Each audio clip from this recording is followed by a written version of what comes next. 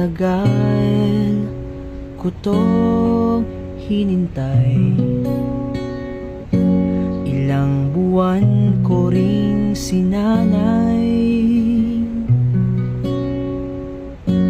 kausap ang sarili sa salamin. Ani mo'y naaani,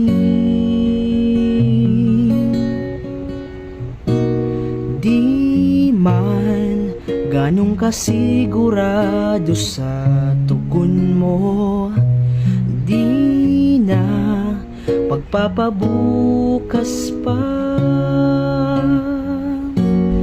At sa wakas, umabot ding ganap itong oras ng pagsuyong maiharap sa may altar, saksing kalangitan, sakali at sakali mang ako'y iyong pagbigyan.